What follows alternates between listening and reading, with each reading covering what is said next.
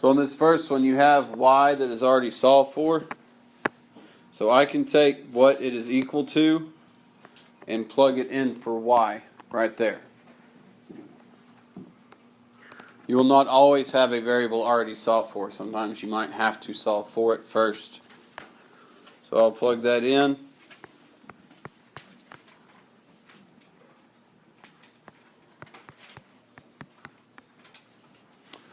The parentheses there aren't doing anything because there's no number directly in front of it. And there's no exponent right there, so they are not doing anything.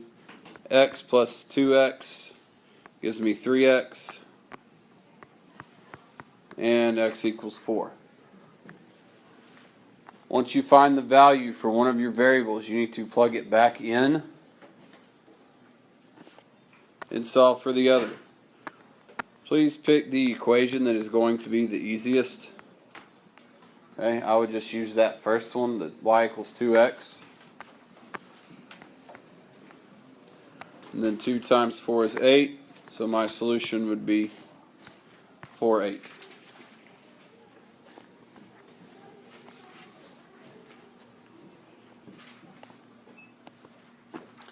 Questions on the process of substitution?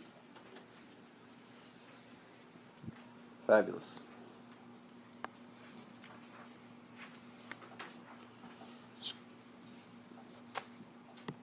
So on the first example, A is already solved for. So I want you to take 3b minus 20, plug it in for A, and then tell me what the two values for those are. Whenever you finish this one, go ahead and attempt number 2 as well.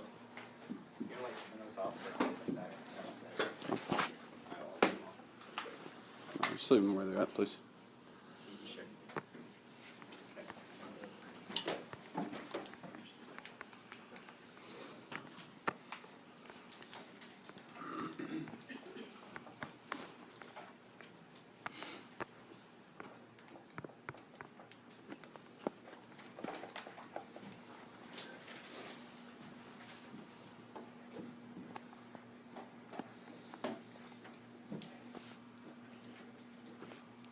Oh, disregard that answer. I did that one incorrect.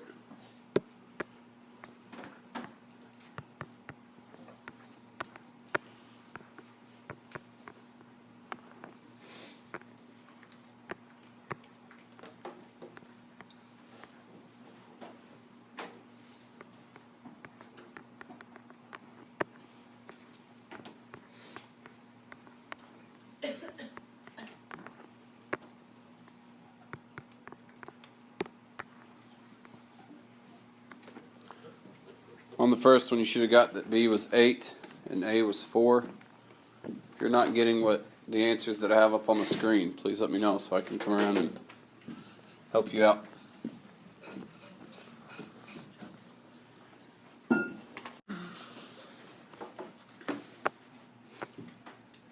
So on number 2, you got a couple options. I'm going to put 22 minus 4p in for t on that one.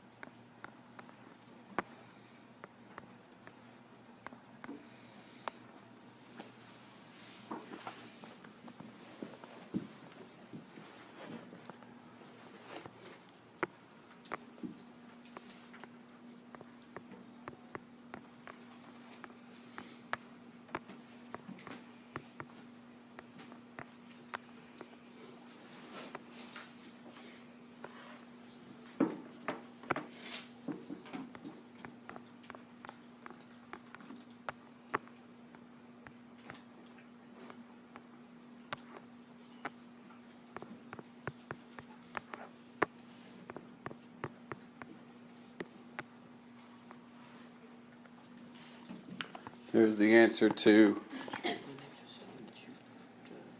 number 2. Yeah, -7. I'll talk about it. Because you divided this.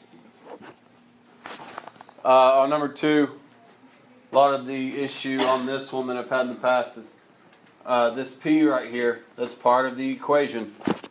So if I would need to subtract 8p, and 1 minus 8 would give me that -7.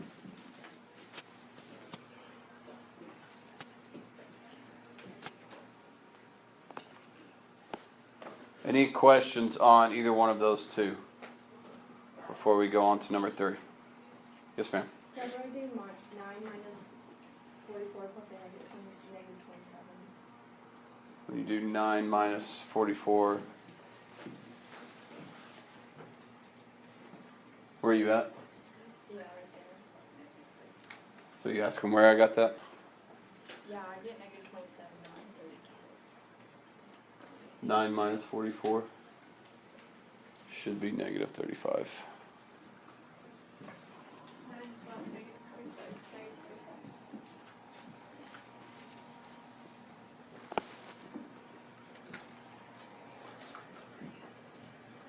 You good now on that, Alexis?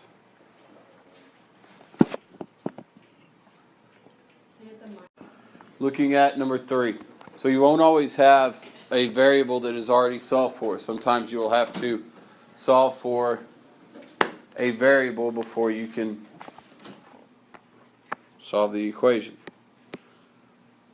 What you need to look for is, of these 4 variables, or these 4 terms, try to determine which one is going to be the easiest to solve for.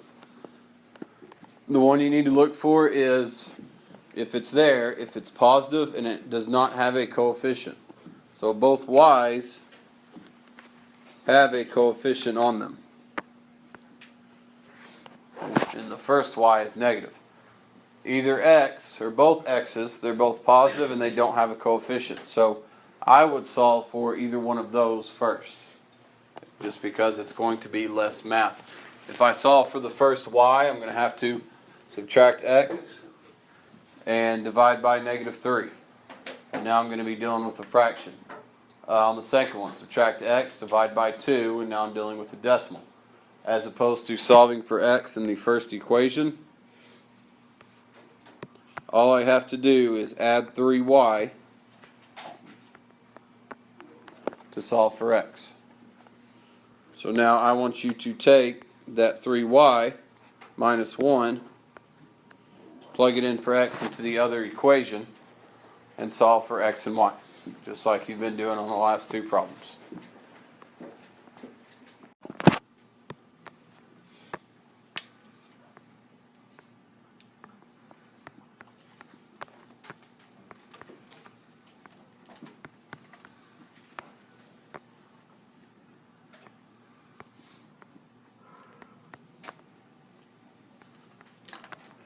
Please remember to put parentheses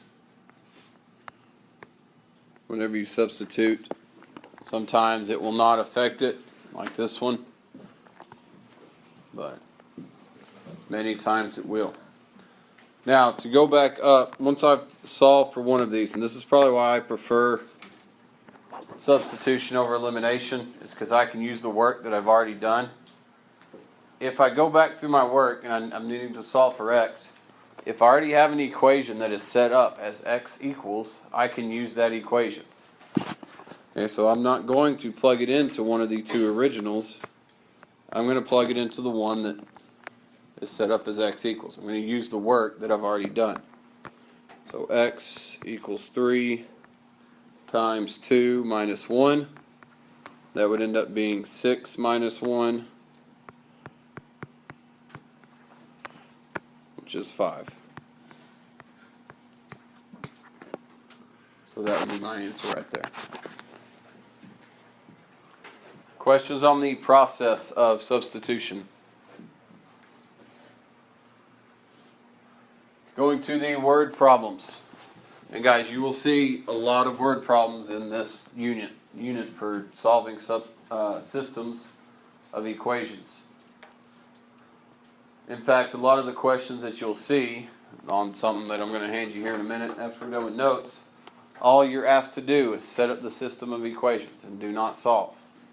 So you need to be able to look through a sentence, get the information out, and set up the equation. Okay, so looking at number 1. Molly, will you read that one for us?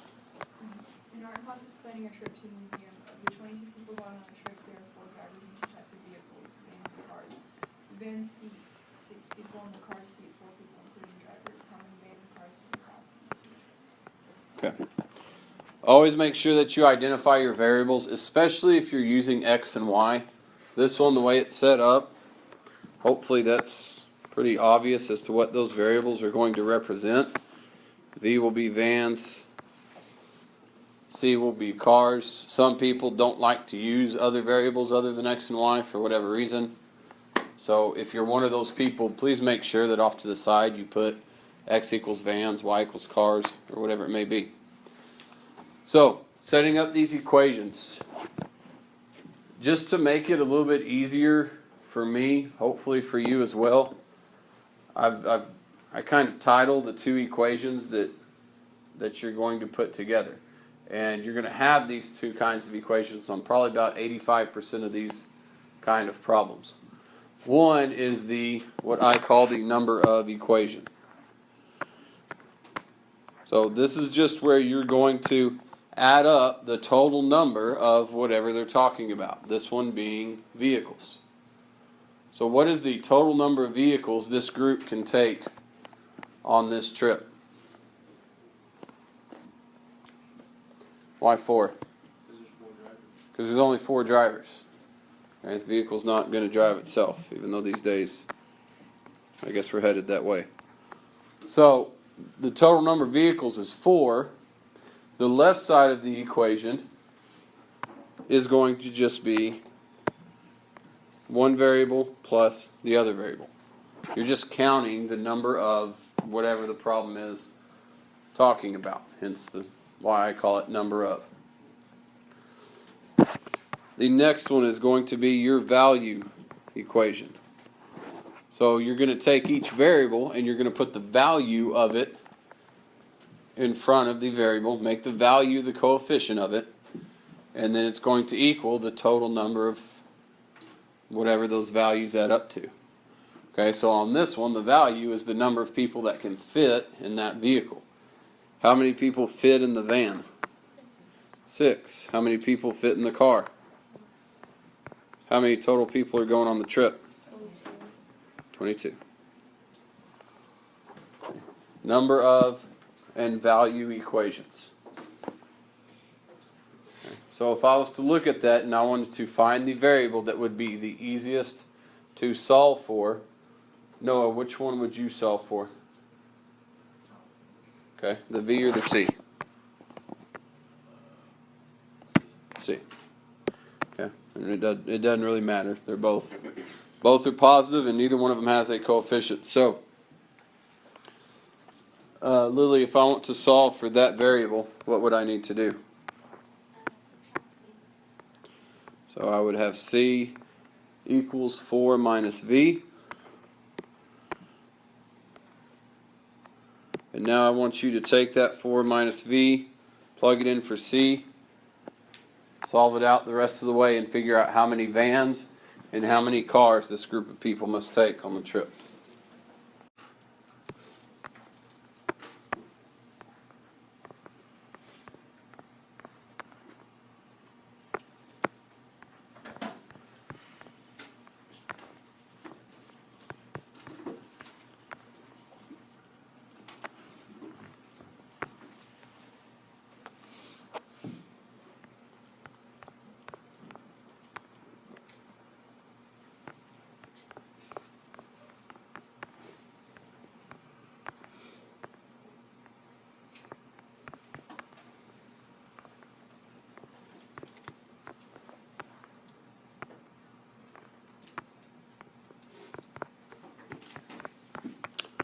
You should have gotten that they would need to take 3 vans and 4 cars. Or sorry, 1 car for the total of 4 vehicles.